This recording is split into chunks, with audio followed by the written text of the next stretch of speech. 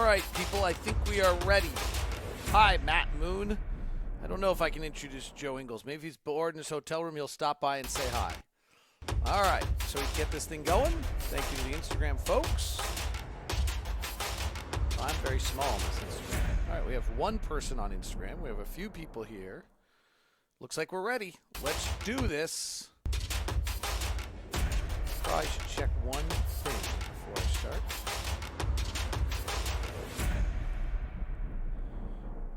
Three, five, inner cap lending. Okay. All right, here we go. Comes down 3, 2, 1.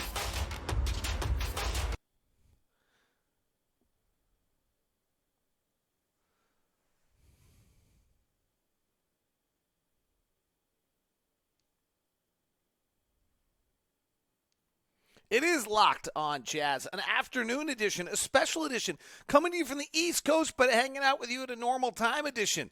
It's 2:21, and we're doing this show edition. We're live on all sorts of formats. We'll have a bunch of fun. We'll talk about the Jazz win over the hapless Knicks, getting ready for the Celtics, big picture Jazz stuff with 20 games to go, league-wide things, and take all of your questions. I don't know, does the drum roll work? Let's find out. It's Locked On Jazz for the 5th of March. Pow. How are you? I'm David Locke, radio voice of the Utah Jazz, Jazz NBA insider. Thanks so much for tuning in. We are live on Instagram at DLock09. Please follow me. I'm trying to do updates throughout the game again. I got some people who requested that.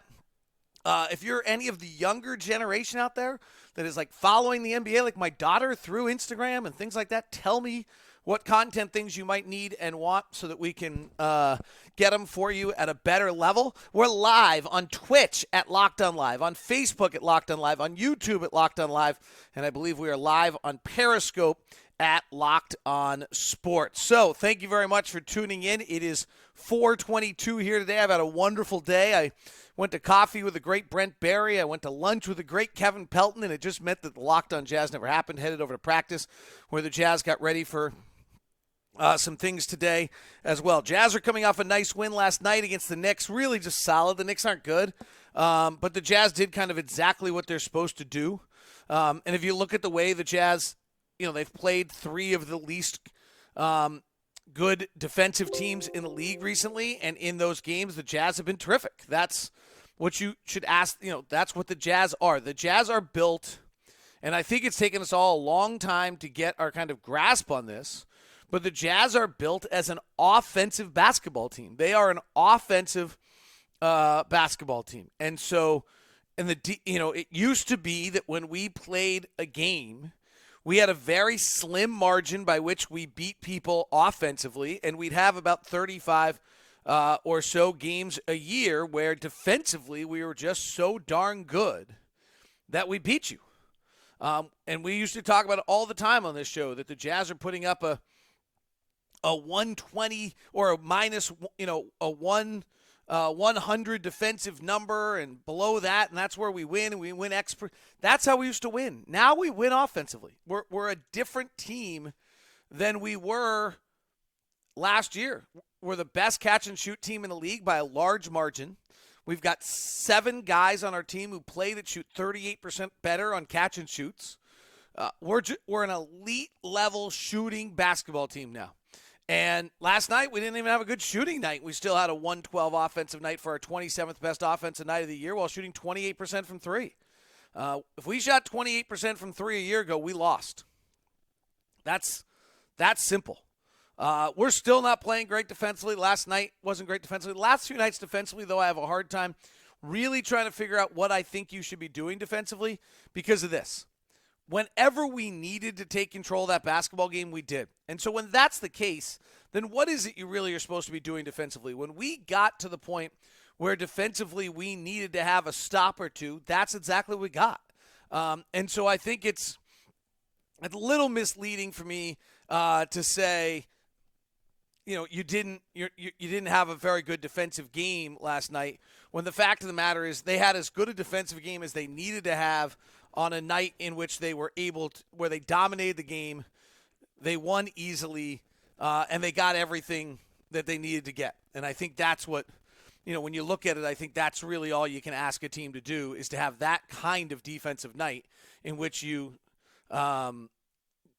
in control of the game against an inferior opponent. And I don't think there's any question that they do that. For those of you on Instagram, I apologize for all the fiddling, but I just hated the way that looked. You were looking right at my nose, so I tried to fix it. Special hello to Jacob Morgan, tuning in from the Squaw Chairlift, Granite Chief Chairlift. He's getting some POW. They haven't had much snow at all in Squaw, so if you're getting POW, that is good. So hello to Jacob Morgan. Matt Moon says hello. Can you introduce me to Joe Ingles, his legendary thing? I should have set this up so that Joe joined us on the show today. And get that for him. Lunch break plus David Locke podcast makes for an easier workday. Well, I did not do that for you today because you're probably behind lunch break. All right, we'll get to some of your questions, get things going. NBA Fan 24 says, with Mike Conley's frustration, is there any chance he declines his player option? I think that seems unlikely. It's $30 million. Mike's been pretty good recently, everybody. I had a nice conversation with Mike last night before the game about his comments about the frustration. And it's interesting. He just kind of says that he feels like, when one thing led to another this year where, he's limited going through training camp. Then he comes out. He doesn't get a good start. Then he gets the hamstring injury. Then the team plays 19-21 where they would have won 19-21 where they would have won 19-21 whether he played or not. Then just all sorts of things. Well, if you suddenly kind of look at Mike now and how he's playing, go look Mike's last 4 games. Now 3 of them are against, not very good teams. 49% for the field, 44% from 3, 16 points. I don't think you can ask for much more than that. Back it up a little bit more. Let's take it all the way back to the last 10 games Mike's played. He's averaging 17 points, 4 rebounds, 5 assists, shooting 47% for the field and 43% from 3. That, frankly, is the player that I think we wanted. The most interesting comment that Mike made to me. And Mike and I talked a lot during training camp, and I was so excited for Mike and thought it was going to work so well, and all the things I kind of told you I was talking to Mike about. He's never played with a wing. He never had this, never all these different things. And I asked him if there was anything during camp where he knew that I was wrong. It's actually going to be way more difficult than what you're saying. And he said the only thing that he noticed was that early on in camp, how good Bojan Bogdanovic was. And then if Bojan's that good, how am I and Donovan's as good as he, how am I impacting this team? And so if you think about really all we all want as humans and as people is that self, whatever, validation or whatever, right? We don't want to be deemed irrelevant. An aging person doesn't want to be thought of as being irrelevant. An aging player doesn't want to be thought about being irrelevant. And so, what is it we want in this world? We want that, feeling of value. And Mike's looking at himself in training camp like, what do I do for this group? How do I fit in? What's the impact that I'm going to be able to make for this group? And then it doesn't go right. I think we're beginning to see it in that second unit with him having that impact. I think we're seeing him be able to play in different stints with this group and the way they are. The bench unit I thought was good again last game. And as we're saying, he's playing, here you have him since February 1st, 47% for the field, 43% from 3, 17 points, 4 rebounds, 5 assists, and a steal. And only 1.4 turnovers on a team that's a little turnover heavy. So I think that's a pretty darn good start. Looks like he's coming around awfully nicely for the Jazz in that regard. Let's go to Sooner Nation 13 on Instagram. What has gone wrong with Joe? I can tell his confidence in his shot is gone. How does he get it back? It is interesting. He is not pulling the trigger. Looks at times allergic to shooting, which is weird. He was so good with it. Our catch and shoot stuff is amazing, right? So I think you've probably heard me talk about it. Hopefully you listen to our broadcast and get that insight. Ron does an incredible job, and we prepare for these games, and he does just amazing work. So if you look at our catch and shoot three-point shooting numbers, Joe Ingles leads the team at 44% on the season. George Niang's at 44%. Royce O'Neal's at 43%. Bojan Bogdanovic is at 43%. Donovan Mitchell's at 43%. Mike Conley's at 40. Jordan Clarkson's at 40. Emmanuel Mudiay, who's not really in the rotations, at 38. That's it. So those are our catch and shoot guys. If you look at Joe's last 15 games, I mean, he's our leader on our team at 44%. In the last 15 games, Joe is suddenly 8 of 25 on catch and shoots, 32%. Seems unusual. George Niang slipped a little bit, too. He's at 35% recently. Donovan's at 53%. Mike Conley's at 45% in the last 15 games. Mike Conley was one of the best. Take it to the last year. Take it to the last 10 games. And the bigger number is that Joe is 4 of his last 17 on catch and shoot threes. Okay? So Joe's right, honestly. My take on Joe, and I haven't asked him, and you don't really ask players this question, is that there's something that's maybe body-wise not quite right now, and he knows it. And that he's aware of it, and he knows why his shot is off, and so that's why he's not taking it. That's my guess on Joe. The other one, I guess, I would tell you, since I believe in larger sample sizes than smaller sample sizes, is that at some point here, Joe's going to go nuts. Right? So that, for the 4, Joe's going to shoot 43% on catch and shoot threes. That's, if you look at Joe's career, that's what Joe does. And so I would guess that that's where Joe, I can do it. Let's pull it up. We'll do it together. Give me 1 second here as we just kind of master the. Someday I'm going to have to just show my computer screen. Then you can just see me pounce something. So Joe for the year is a 44% catch and shoot 3-point shooter. Last year, Joe Ingles was a 40% catch and shoot 3-point shooter. The year before, he was a 46% catch and shoot. The year before that, he was a 46% catch. So the last 4 years, Joe's been 44, 46%. Here, if first of all, he's at the key thing, I think, for the year, he's at 44%. So even with that slump, he was so hot somewhere along the way that he has now exceeded and is at his career number. Therefore, my general take is he's just going to even out and go to 44%. The other chance is he could get a little hot for a while, and then he'll probably cool off again. But, fine. So he's slumped, and we'll go to 44% now for the rest of the way for Joe is my guess. But, yeah, no, there's no question. I think he's in a little slump. I think he's aware of it. He's bypassing shots. The bypassing of shots probably accentuates the slump because he's not getting as good a looks as he got before. And it kind of works on itself, and then eventually you bust out of it. You hit 2 or 3, you feel good. You get the Joe swagger going. You throw the lefty shot up there, and it goes in. Maybe you should talk to Ron and I more during pregame. I don't know. Do you watch On the Floor? We're an hour before every game. Ron and I are live on all these same channels for you, except for Instagram, before each and every game. So feel free to join us. Today's show, live show, brought to you by Intercap Lending. Intercap continue to expand. St. George, Logan, Tooele, Verna. Last time I checked, they had 15 branches in Utah, plus Boise and Las Vegas and Phoenix. Last year, they got their revenue halfway through the year from the year before. Why? Because they get deals done. It's really pretty awesome. And it's largely because of our guy, Steve Carter. Let's give Steve Carter all the credit. But really, Josh Romney brought them back in April of 2016, have been employing people in Utah. They just do things differently at Intercap. They're hyper-responsive. They embrace change. The borrower experience is elite. And we have our personal lender at Locked On Jazz for you. His name is Steve Carter. And the reviews that come in for Steve are just endlessly awesome. You can reach Steve at 385-800-8528. I usually read a bunch of reviews. You know what? Can I just tell you my review? I use Steve Carter as my personal lender. That's how we started this relationship. He was straightforward. He was polite. He was personable. He drove over to the Zions Bank Center to get some paperwork to me because he knew I was never going to get it done. He walked me through. Their app's really good, and he helped me out in a lot of things like that. I'm not a guy who ever gets these things done. Like, right? The will and the mortgage refi are the two things that never get done. Steve Carter couldn't help me with the will, but he got the mortgage refi done, saved us a ton of money. Steve Carter, 385-800-8528. That's 385-800-8528. Intercap Lending, NMLS number 190465. All right, let's get back to your questions.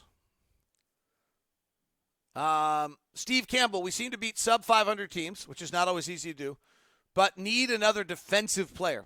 I mean, so this is the whole adjustment of who we are, Steve. We are now an elite offensive team. Now, we have been, there's 2 data points I can pull here, and one of them's good and one of them's horrendous, okay? So, since December 24th, which is now getting to be a long way away, by the way. That's when we added Jordan Clarkson, kind of refined who we are as a team. We are the number one offense in the NBA. We have a 117.8 offensive rating. The next best is Dallas at 116. Then Denver at 115. New Orleans at 115. Clippers at 115. By the way, those are all Western Conference teams. Miami is the number one Eastern Conference offense because of the Purple Cow, Duncan Robinson. I'll explain that in a second. Then the Lakers are 7th, the Blazers are 8th, and the Celtics are 9th. The Rockets are 10th, and the Spurs are 11th. So 9 of the top offenses since December 24th are all in the Western Conference. Pretty incredible. So we're the number one offensive team in the league. We're 21-10 there. We are the 4th best differential in the league. The Bucks are the best at 11, the Lakers at 7, the Raptors at 7, the Jazz at 5.6 in that span. We're 21-10. The Clippers are 20-9 in that stretch. Memphis is 20-11 in that stretch. So New Orleans is 18-13. Thunder are 23-10 as well. Okay, so that's who we are. That's the good. Now, there's the doomsday there, which is the day the Rockets went small on us on the 27th of January. Since that day, we are not as good. We're the 19th team in differential. We're 7-9, and we're 27th in the NBA defensively. That's the daunting number. Both of those seem a little funky, right? I just don't think we're 27th in the league defensively. We've been really poor. Teams are getting downhill on us. They're getting in the lane. We're not stopping the ball. We're not guarding the ball very well. Rudy's not having his big impact. Teams are shooting unnaturally high against us in that time period. So, in that sense, I don't think we're really that team. But, yeah, we have to get better defensively, but I also don't know how we're getting different players at this point in the season. I kind of think these are our players. There aren't really other guys out there. We don't have great defensive players. Our 2 best defensive players are undrafted. Well, other than Rudy. Our 2 best perimeter defenders are undrafted. Undrafted usually means you're not an elite athlete, if you think about it that way. So I think that when you kind of look at that, you have to understand who we are a little bit. So, yeah, that's an issue. James Wather loves the energy there. Thanks.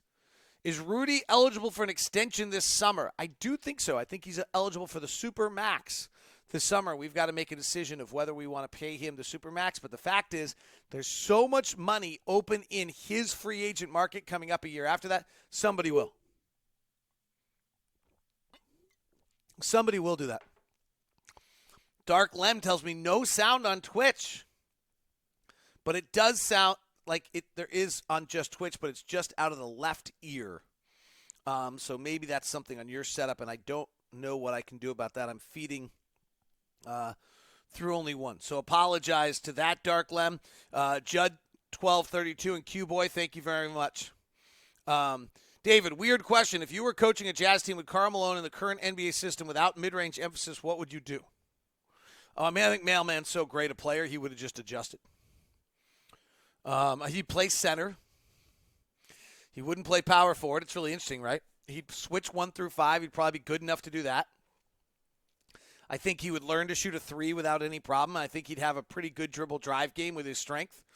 And I think he'd power to the basket. The other thing about the Mailman is if I go back and look at his shooting percentage, I would guess his efficiency is high enough that he would be just fine playing post-up. A lot of people are asking about whether or not we have a chance to get to the 4th seed. Nothing like beating a bunch of what do we call them? What's the word I'm thinking of? Patsies. To get us thinking that. Here's what 538 projects. The Lakers at 62, Clippers at 57, Rockets at 55, Nuggets at 54, and the Jazz at 51 wins. With Dallas and Oklahoma City at 49. So we actually have a 3-game gap between us and the Nuggets for home court and a 2-game gap the other way. So that seems like a lot. ESPN, if we run their numbers and their projections, which are a little different than 538. 538 has a little bit to do with the ultimate roster and off their mellow. Theirs is not that different, though. LA at 63, Lakers 57, Houston and Denver at 53, And then Utah at 51, so 3 off that. Dallas at 50 and Oklahoma City at 49. I wonder what Denver will do to try to manipulate this. We also got to keep an eye on, we actually have the ability to manipulate this. If say Denver and Houston are tied on the last night and we can go beat Denver to force them down to 4 and play them in the first round, I think we would prefer that. Or we could suddenly slip on purpose to 6, making them win and try to get them. There's a chance we could manipulate this a little bit. Basketball Reference is the other system that's out there that does a pretty nice job in their projections. Their projections are always a little lower on the win total. They're not as aggressive in the possibilities. They, though, also list, and Unpredictable does some things too. I'll see if I can find it. So they have the Jazz as a 2% chance to the 2 seed at this point, a 9% chance for the 3 seed, and a 17% chance to the 4 seed. So they have us at about a 28% chance, 29% chance for a home court advantage, so limited. And they have us at a 30% chance as the 5 seed, 25% for the 6, and 17% for the 7 seed. They have us at a 5% chance to win the conference. They project us to win 51, Denver to win 53, Houston to win 53, very similar. Dallas to be at 49.8, Oklahoma City a little lower. There's just not a lot of, there's not a lot left. They have Memphis, by the way, taking that 8th playoff spot. At some point, New Orleans has to start winning games. What is the matchup from Brady Vernon that I do not want to see in the first round of the playoffs? Let me chew on that and think about it. We'll come back with more here on Locked on Jazz live Thursday edition live afternoon show. Come to you on all of our formats. By the way, Rejecting the Screen is up and out today. Rejecting the Screen goes ISO with Brendan Haywood. That's a very good, fun conversation. That podcast is really good. If you haven't added that to your NBA, I know your NBA calendar is full. Locked on NBA today, Ben Golliver and I had a lot of fun, and we named the Duncan Robinson, which I think you've heard me talk about. The Duncan Robinson is the time in which a player in the NBA shoots more than 6 shots, divisible by 3, and all of them are threes. And Duncan Robinson, but we've changed it. Rather than Duncan Robinson, we're going to call it the Purple Cow. And the reason we're calling it the Purple Cow is because Duncan Robinson started his collegiate career at Williams College, Division III school, and the Williams College mascot is the Purple Cow. That's right. So now, anytime anyone has 6 or more threes in a game, or 6 or more shot attempts in a game, but they're only threes, it is going to hereby be known as a Purple Cow. Is that good? You like that? That's what we got for you. Nick over at Locked On Mavericks did a little rundown, by the way. Those people with purple cows this year are the following. Let me see if I can find this for you. Duncan Robinson leads the league in purple cows with 18. Ben McLemore has 10 purple cows. Landry Shamet 5. Davis Bertans 4. Danny Green 4. Kyle Korver 4. Mike Scott 4. Jay Crowder, he tipped the cow last night. He went 1 for 9 from 3 and only took 9 shot attempts. That's a tipped cow. Brandon Knight 3. Patty Mills 3. And Torian Prince has 3. All right, so those are the players with purple cows so far this year. You guys can now start building on. Let me know. Notify me anytime there is a purple cow. Who do I not want to see? Well, I think the easy answer is you don't want to see the you don't want to be. I don't think we'll be the 8th seed. I think we can just kind of eliminate that idea. I really probably don't want to see the Clippers in the first round. I don't want to see the Rockets in the first round. So the Nuggets are really, really good. But Jokic, as great as and Jokic is great, but he just don't want to play the Rockets again. The Clippers are great. I mean, really, none of them are easy. I'd like to play the Knicks or the Cavaliers or the Wizards. Is that possible? That would be great. All right, let's continue with the questions here. Will the Celtics win like they did last time through our defense, or will the Jazz have enough momentum offensively and win tomorrow night? Well, no Jaylen Brown will hurt them a little bit. I'd be surprised if Gordon Hayward plays, but I don't know that. Only just sore knee and limited practice time. Maybe he'll get up and go. So they could be a little limited. Tatum hit some tough shots last time. we have they're a top 5 offense and a top 5 defensive team. They're great. So they have a little more firepower. The other one, though, I think you just can't compare Western Conference teams to Eastern Conference teams. Like, if anything's more obvious, the last 3 nights playing, you get 4 games against Washington, Cleveland, and New York in a season, your numbers are skewed. Like, the worst team in the Western Conference is just not that bad, right? It's Minnesota or Sacramento or San Antonio. Like, they're just not the same.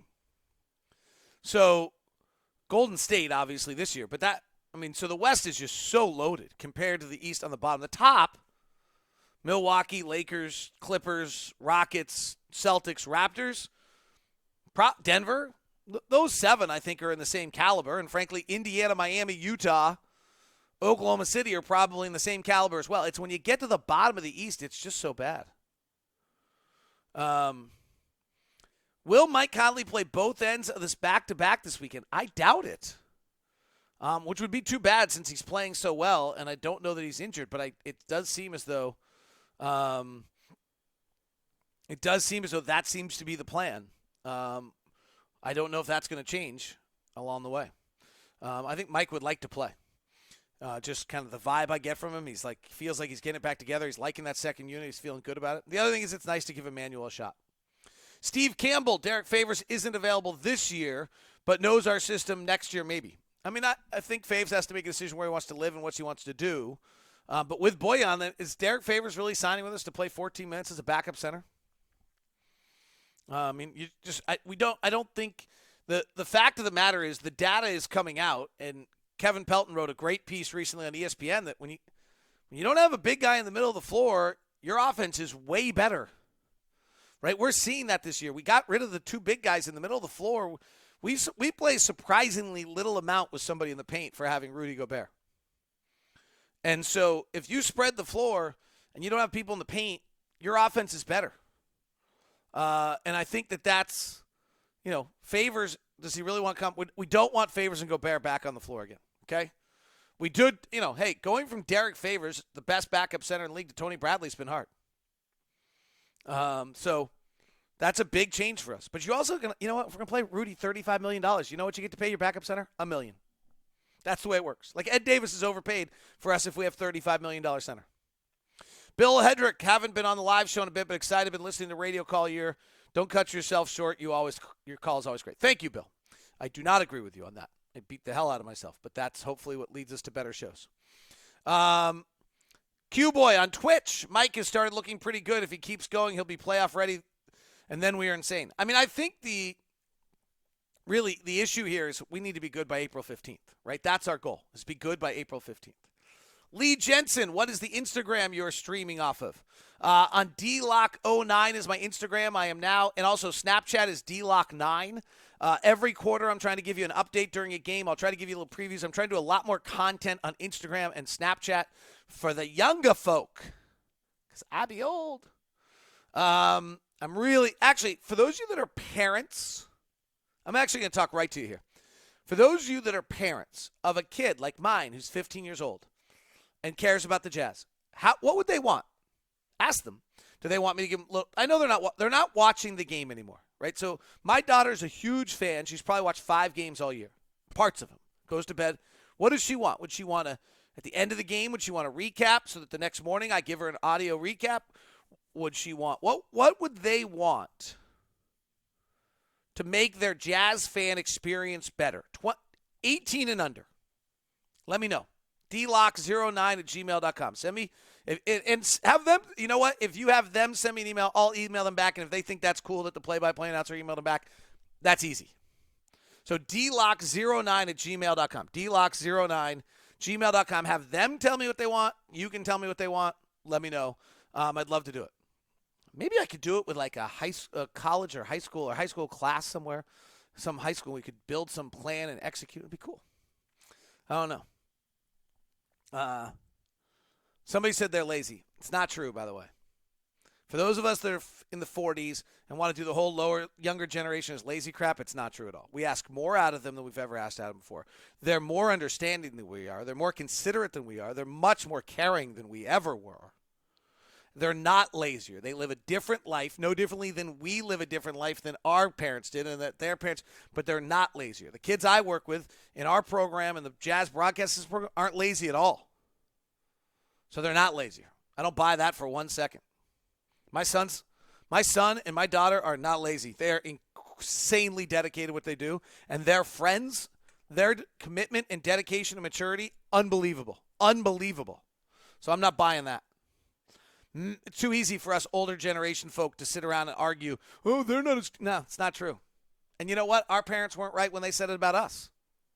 And the past generation wasn't right when they said, we're all getting better. It's progress. Coronavirus is kicking our ass, but we're getting better. Matt James, David from Australia, great being able to watch the show live. I normally walking into work and listen to the podcast. Appreciate it. Thank you. I don't know that we'll make a habit out of this, but it worked on the East Coast today.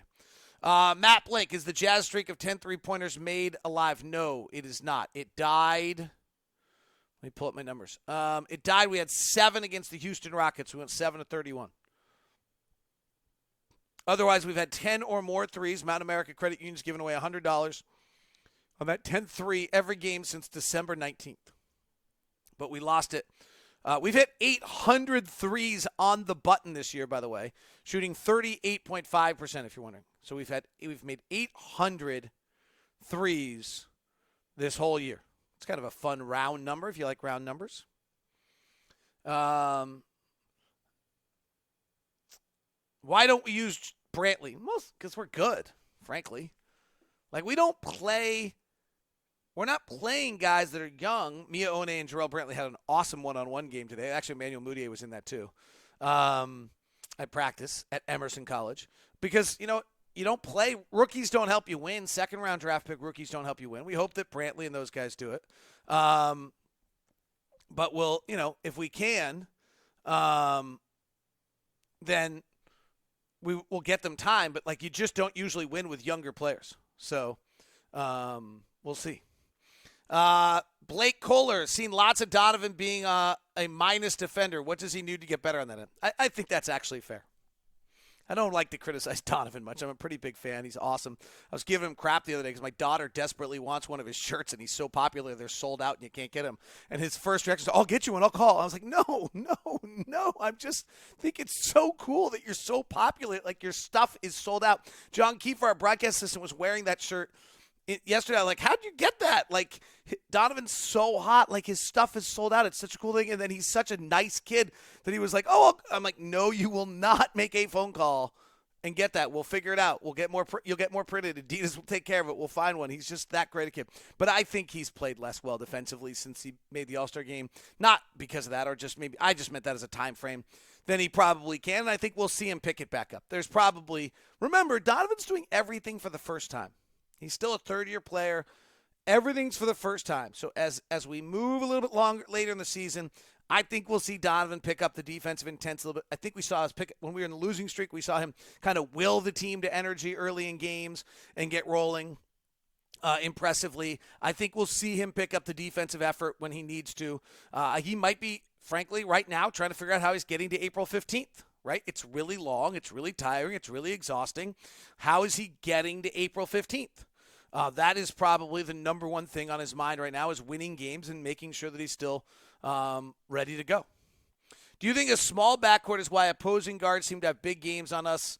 Is it more of a collective effort? Dame, Westbrook, Eric Gordon, Jamal Murray, to name a few, had big games. David Nelson, good question. Two things. One, they have big games because they're awesome. Right? Like, Dame had big games against everyone. No question our backcourt's really small. Mike and Donovan are really small. I think it hurts us more in transition, where they can't stretch out and build a wall, and if Rudy's not there, people are driving right by us in transition. I think that we allow an inordinate amount of threes when Mike's on the floor, and that might be because of his reach being small. So I think that, I think our small backcourt is kind of part of this whole transition of us going from a defensive team to an offensive team. And I think that's probably the reality of who we are right now. And probably something we have to overcome, but it's also, right, we also just ran through like our catch and shoot numbers, and those two guys were two of the best. So we have an impotent offensive backcourt with both guys playing incredibly well offensively right now, and that is probably a little bit of the weakness that you have there.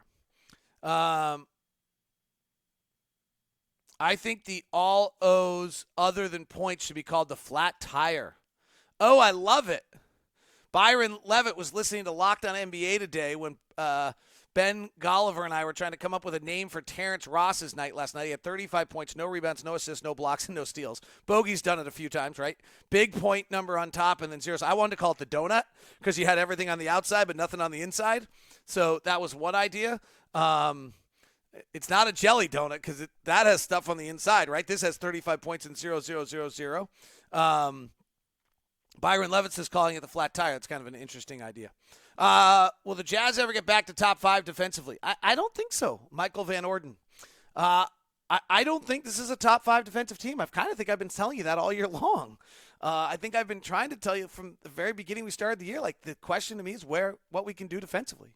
So I don't think we'll ever be a top 5 defensive team again. Rudy's great, but we don't have the makeup. We don't have the size, we don't have the depth. Being top 5 is really hard. And so I don't think we will be top 5 defensively. Can we be top 10?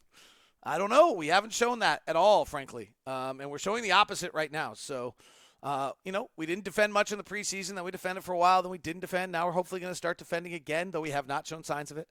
The league is changing right now and making it harder to defend. We're going to have to figure out what we do on that. And as the league changes, you're going to have to defend differently. So it's hard. No, I'm being just totally frank. Michael, I don't think so. Rob says for every generation since the dawn of man has said that the generation after them is lazy. 100%. It's not true. You know what? If it is true, then we suck. We're the ones raising them. I always love that. You raised them. Somebody had to raise them. They're way better than us.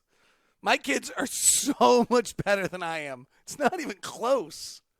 Don't tell them I said that. Hopefully they're not listening. How does the team financials look once we start paying for Donovan? Are we going to be able to keep the roster? No, it's going to be hard. That's a few years down the road. I'm not ready for that question, but it's going to be tough. All right, well, that is Locked On Jazz today, a little bit extended. Hope you had fun. Hope you enjoyed the midday show. I'll be back with you tomorrow morning, getting you ready for the Celtics. I'm going to try to touch base with Jeremy Brunner, one of our producers, and do another kind of who's on the road with the Jazz interviews for you. Thanks very much for tuning in. Afternoon edition, Locked On Jazz. You guys are the best. Talk to you soon.